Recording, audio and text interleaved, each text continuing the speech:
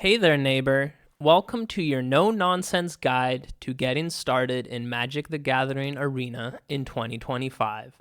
When you load up the game for the first time, you'll be introduced to Sparky, the friendly AI who will walk us through the tutorial. And trust me, if you're new to the game, it's worth playing through.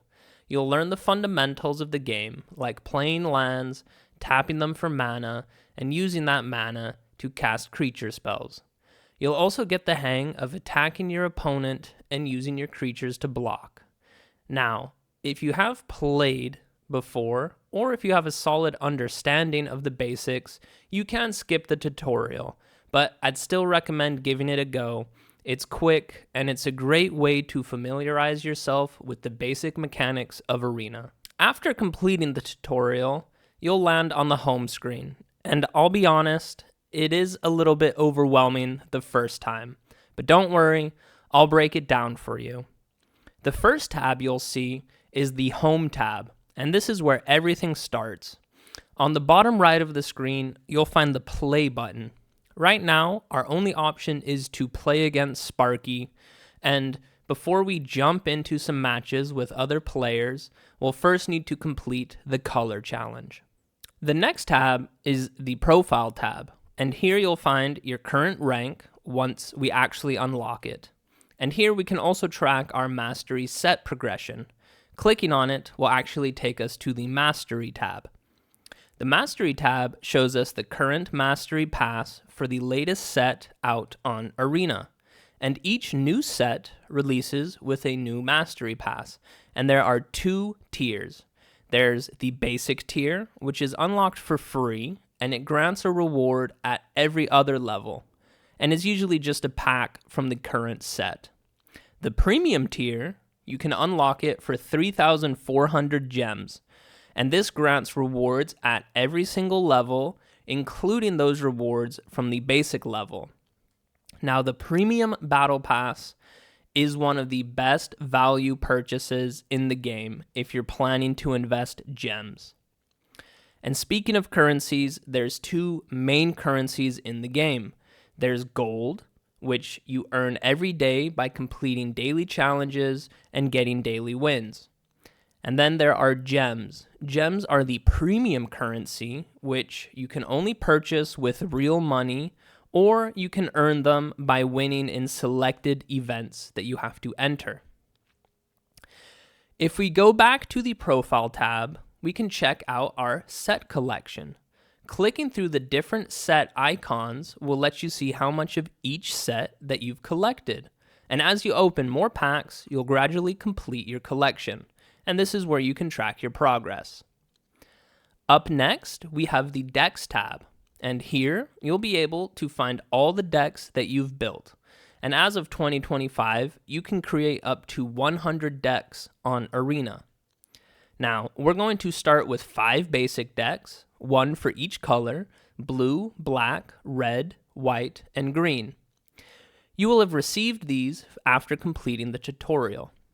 And we're going to use these decks in the upcoming Color Challenge to get a bit more familiar with the game.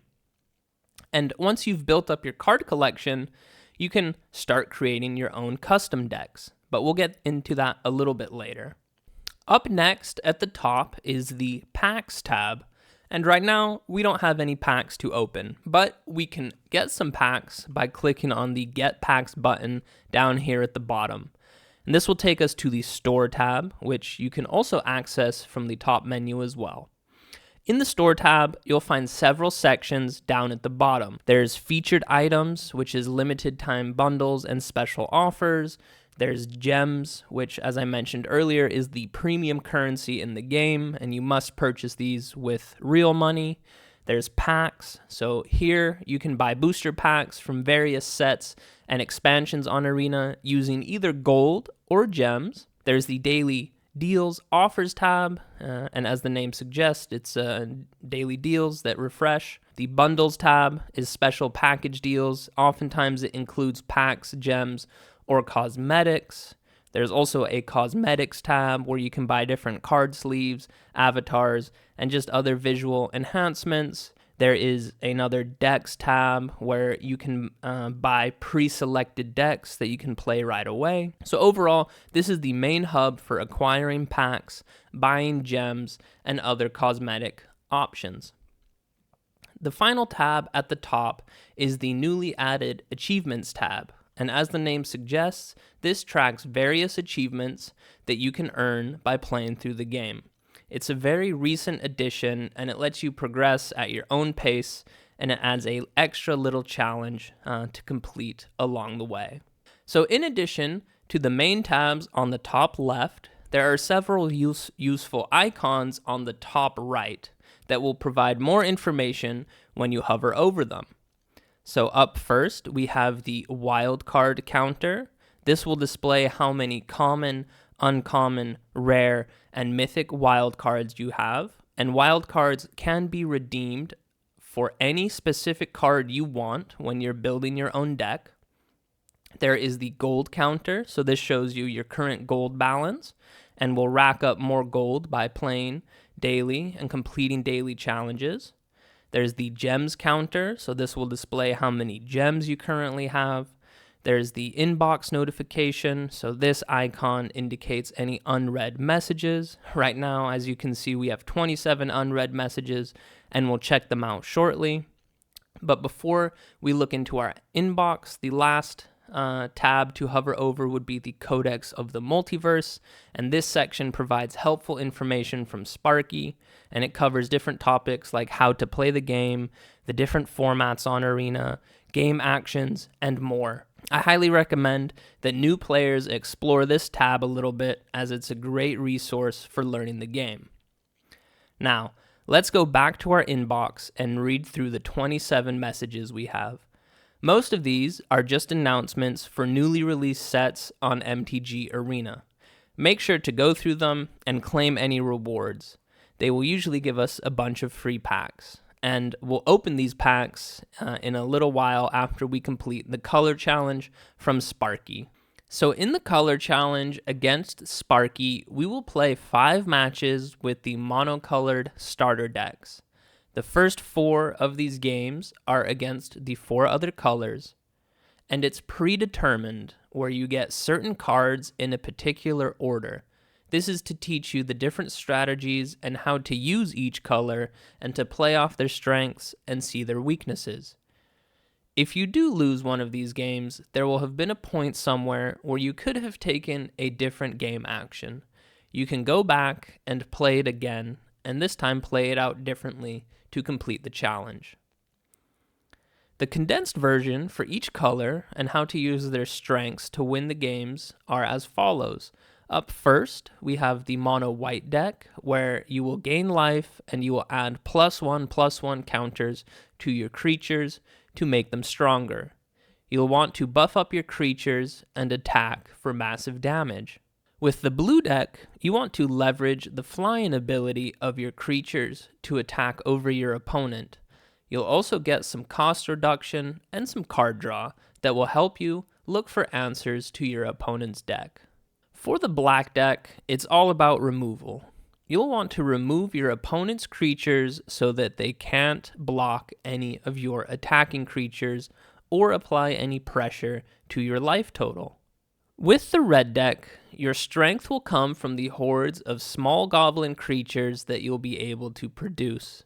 And there's also a really strong enchantment that will help you close out the game whenever you attack with your goblins. And finally, with the green deck, you will have some creatures that can actually produce mana. This will help you cast your bigger creatures earlier in the game, and then you can use these creatures to beat down your opponent. The 5th game in each color challenge, you don't actually need to win, as you will play against an actual player. Once the game concludes, with either a win or a loss, we can move on to the next color challenge. And once we have completed all the color challenges, we can move on to the Sparky challenge. So next up is the Sparky challenge. This time, we'll gain access to some 2-colored starter decks. And unlike the color challenge matches, These games are not scripted, so results will vary depending on the cards you draw and the decisions you make. Sometimes you might get unlucky and flood out with lands, but that's just a part of Magic. Winning 2 games against Sparky will reward you with 2 rare cards, while the third win just gives you a cosmetic. And the cosmetic doesn't really impact gameplay, so if you just want the rare cards, 2 wins is all you'll need. Now, there are 3 decks to choose from, and you can mix it up or you can stick to your favorite. I personally love dinosaurs, so I use the Dino deck to get all 3 wins. After completing the Sparky challenge, we'll unlock the Starter Deck Duel format. Now, this is a permanent format available to all players, and it's an excellent way for new players to get started in the game. In this game mode, you'll have access to all 10 2-colored starter decks, and you can use them to battle against other real opponents. And the best part about this is once you play a game with the deck, whether you win or lose, it gets added to your deck collection permanently. The Starter Deck Duel is a great place to practice because everyone is using the same pre-built decks, keeping things balanced. Plus, you can start working on your daily wins to help earn gold as well. By the time that you've played with all 10 decks and added them to your collection, we'll now have a total of 15 decks, 5 from the color challenge and 10 from this Starter Deck Duel. At this point, you should have received a jump-in token, which we can use to enter the jump-in event.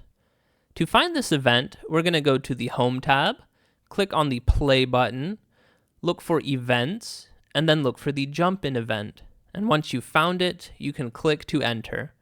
As you can see, entry costs 1 jump-in token, 200 gems, or 1,000 gold. And since we have a free token, there's no reason not to jump in. And in this event, you'll choose 2 20-card packets, which will be combined into a 40-card deck. The best part about this is you get to keep all of these cards from the packs that you select, making this another fantastic way to start building your collection.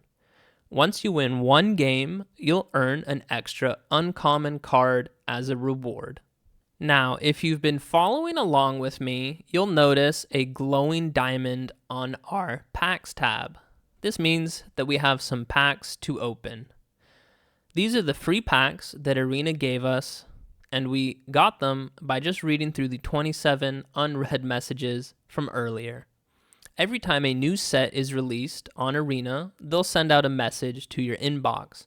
This message is usually just an announcement of the new set, and it usually includes 3 free packs as a gift.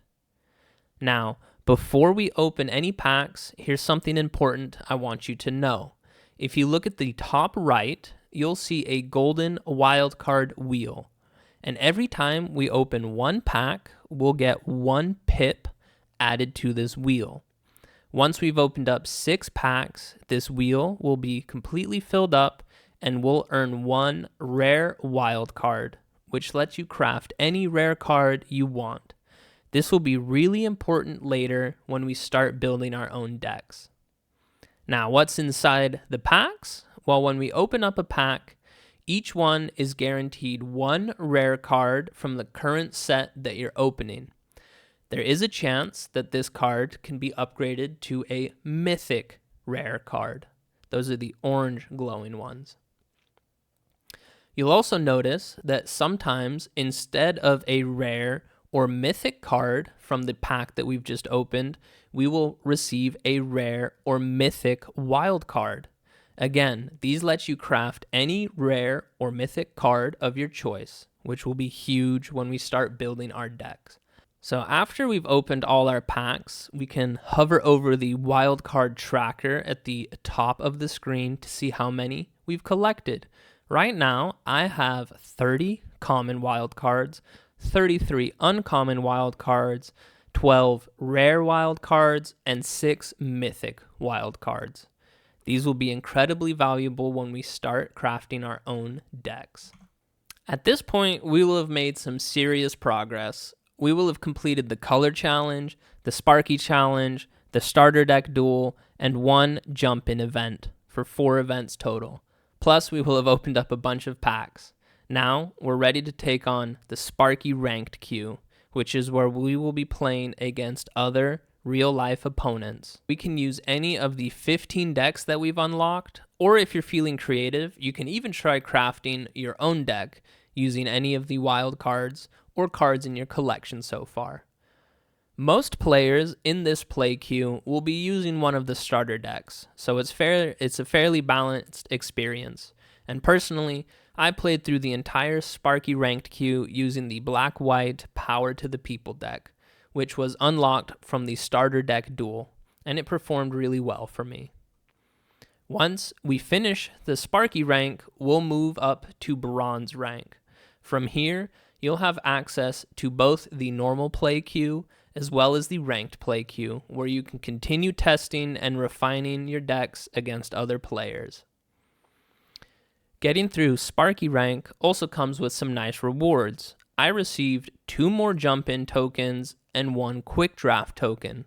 These will give us even more opportunities to expand our collection and start experimenting with different deck building strategies. So with the 2 extra jump-in tokens that we earned, I have entered 2 more jump-in events, but this time I made sure to select different deck combinations that I hadn't selected before, because remember, every set you pick in this jump-in event gets permanently added to your collection, and it's a great way to start expanding your deck collection. So for my second jump-in event, I built a red-white deck. And then for my third and final jump-in event, I put together this black-green deck. And this one was a blast to play. I had a strong creature presence and was able to go very wide while stacking up a bunch of +1/+1 counters to make my board really powerful. We've also been given 1 quick draft token, which we can use to enter a quick draft event. You can find the quick draft event in the Events tab, just like the jump-in event. Quick Draft is a drafting format in Arena where you select 1 card at a time from 3 packs. But instead of drafting against real players, you will be drafting against bots, which is nice for beginners because there is no time limit, so you can read every card. And once you have selected all your cards, you will build a 40-card deck. And it's worth noting that basic lands are given to you. Once you've built a 40-card deck, you'll use it to play against other players who have also entered a quick draft event. Now, some drafting tips for beginners. You probably want to prioritize rare or mythic cards, as these will be valuable for your collection, and generally speaking, you want to stick to 1 or 2 colors for a more consistent deck. It's also worth noting to pay attention to any synergies that you might see, so try to draft cards that work well together. Quick Draft is one of the best ways for new players to start expanding their collection and even earning some gems. Every win in Quick Draft gives you about 100 gems, and you can keep playing until you either win 7 games or until you lose 3 times.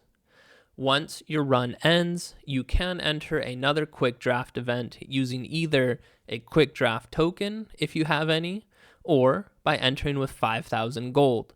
So this makes Quick Draft a solid investment both for card collection and resource generation as you continue progressing on Arena. If you've been following along with me, you will have probably noticed that we have some daily challenges on the home screen. These challenges appear every day and will reward you with either 500 gold or 750 gold. And you can re-roll your challenge once per day. So if you get a 500 gold challenge, you should always try and re-roll it to hope to get a 750 gold reward instead. Re-rolling will also change the challenge itself. So for example, I originally had a 500 gold challenge that was to attack with 30 creatures, but when I re-rolled it, unfortunately I got another 500 gold challenge, but this time it just required me to play 25 lands. That's just how it goes sometimes. Now, you can hold up to 3 daily challenges at a time. So if you do have 3 daily challenges accumulated, make sure to complete at least one of them per day, even if it is just a 500 gold challenge. Otherwise, you won't get a new challenge the next day, and that's just lost gold. So every day, you can also earn gold and experience from daily wins. You can get rewards for up to 15 wins per day, but the system is quite front-loaded, meaning that most of your gold will come in the first 4 wins, or the first few wins. Here's how the gold reward breaks down. The first win will grant you 250 gold.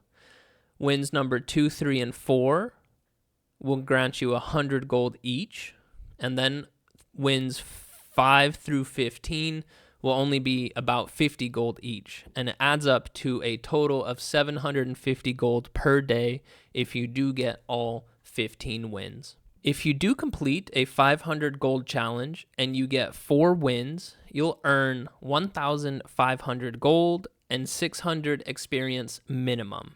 Of course, if you have a 750 gold challenge and get 4 wins, you'll earn 1,300 gold and 600 experience.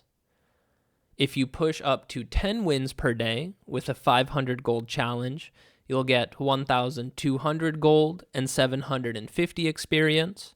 With a 750 gold challenge and 10 wins per day, you'll get 1,450 gold and still 750 experience. And if you grind all the way up to 15 wins per day, with a 500 gold challenge, you will get a minimum of 1,250 gold. And if you do have a 750 challenge gold that you complete, you will get 1,500 gold. Beyond gold and experience, you'll also earn card rewards for winning games. These are usually uncommon cards, but there is a chance that they'll be upgraded to rare or mythic cards. So, final thoughts on this section is that gold is one of your most valuable resources as a free-to-play player. So always try to re-roll a 500 gold challenge when possible. Try and get at least 4 wins per day, as that will help maximize easy gold. You can complete daily challenges before they pile up, because remember, you can only have a total of 3 daily challenges. And if you do play up to 10 or 15 wins per day, that is a way to grind for extra gold. So if you have been saving up your gold and you don't feel like spending it on a quick draft event or another event, another great option is to actually start buying some packs.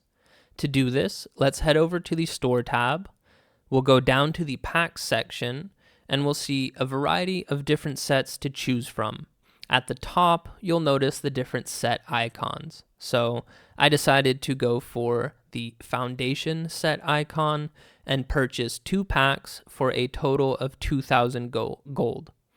You'll notice that in the top left, there is a golden pack tracker, and this is a new feature in Arena. Every time you buy a pack from the store, you will get 1 step closer to earning a gold pack. When you purchase 10 packs from any standard legal set, you will be gifted 1 golden pack, and a golden pack contains 6 rare or mythic cards from the entire standard legal card pool on Arena, making this a fantastic way to start building your collection, especially if you prefer opening packs to the drafting format.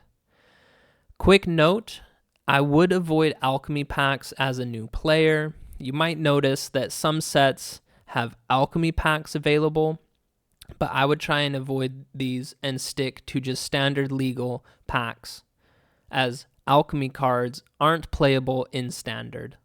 Now, I think it's time that we try and craft our own deck. So let's head over to the deck tab. There are a few ways that we can go about this. You can either click on a deck and start adding or subtracting cards from it. Or if there's a deck that you particularly like, maybe from the starter deck Duel, we can actually click on this and then go down to the clone button. This will create an exact copy of the deck that will even have the same title. It will just have the number 2 in brackets next to it. or a different number depending on how many times you've cloned it. So here we can click on the deck name to rename it, and then if we double click on the deck, it will bring up the deck list.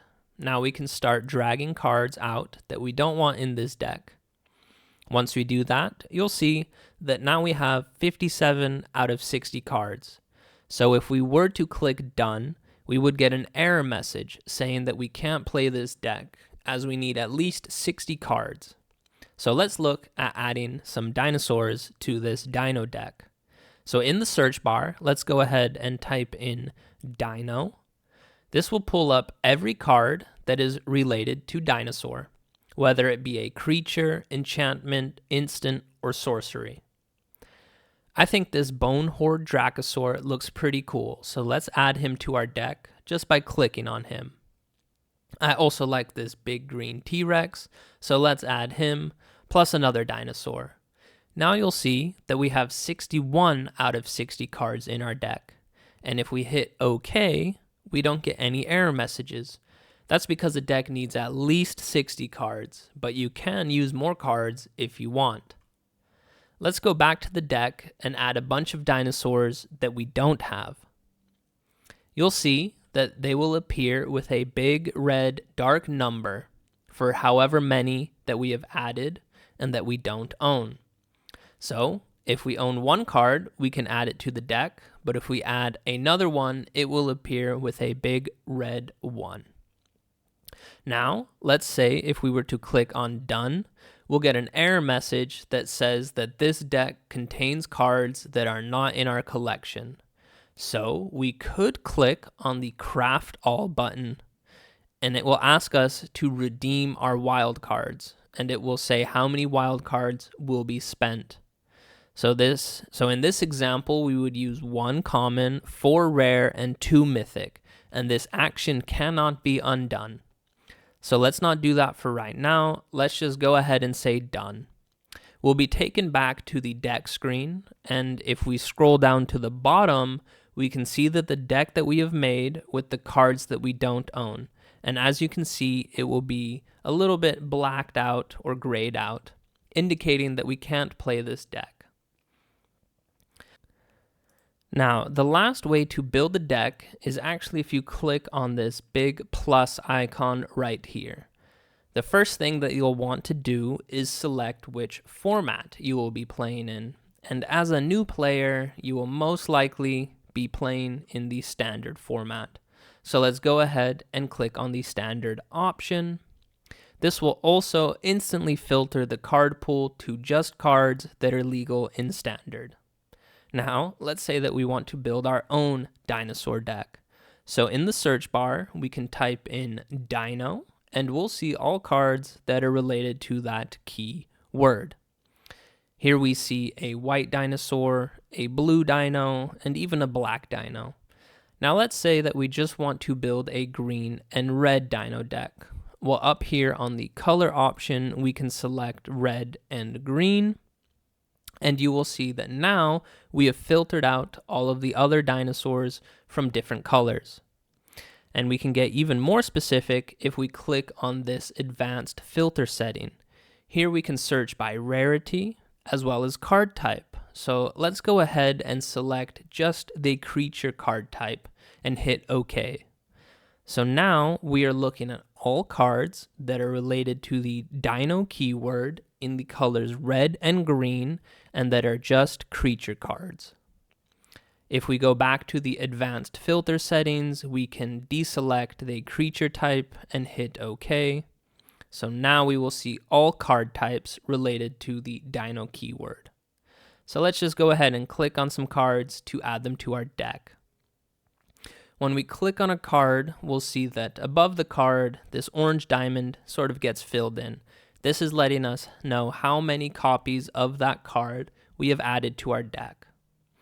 After adding some cards, you'll see that Arena automatically adds basic lands for us, which is a nice feature. Once we have completed our deck, we can click on the deck to bring up the deck details, where we can give it a name, we can change our avatar, and we can even change our card sleeves. Now, one last tip for you guys is if you go back to the deck overview, we can actually change the art box on our deck by dragging any card that we think looks cool and just dropping it on the box. And once we are done with this, we can hit done and we'll be taken back to the deck tab where we can see this new dinosaur deck that we just built. There is actually one final way to sort of build your own deck, and that's actually if you watch a bunch of MTG YouTubers, they will often post their decks in the description of their video. So you can actually copy and paste their deck list from YouTube, come over to Arena in the Decks tab, and down at the bottom there will be an Import tab where you can import any deck that you have just copied. Unfortunately for me, in this example, the deck that I imported contains a bunch of rare and mythic cards that I don't own, as you can see from the icon right there. So here, you want to be really careful. As a new player, these rare and mythic cards are so valuable to you, and you probably want to hold on to them for a while until you find a deck that you really enjoy playing. So I would actually recommend watching a bunch of different YouTube videos of different players playing different types of decks. That way you can see what options are out there and see what you might enjoy playing. The last thing that I want to go over with you guys for new players are some tips and tricks. Here in the Options tab, we can go ahead and disable emotes. This will mute your opponent, and it will also mute their companion, which can be kind of annoying sometimes. And that means that you will never ever see someone who keeps spamming you with nice or good game or your go. You'll never know this because you have them muted. I highly recommend it. And while we're in the Options tab, I also find it really helpful to have the Show Phases option ticked. Now, at the bottom right of the screen, we can see the different phases of the game that we're in, and we can set a manual stop, both on our turn or our opponent's turn. So here, you see me pass it back to our opponent, and on their upkeep, before they even draw a card, I put a stop. So, if we did have an instant spell that we could cast to remove their creature, for example, we could do that. We don't have anything right now, so this could also be a bluff to our opponent. The next tip is to actually just use the space bar to pass through the phases. Instead of bringing your mouse down to the bottom right of the screen each time and clicking on Next or Resolve, you can just press the space bar button, like you see me doing here. Up next, we have manually tapping your lands for mana.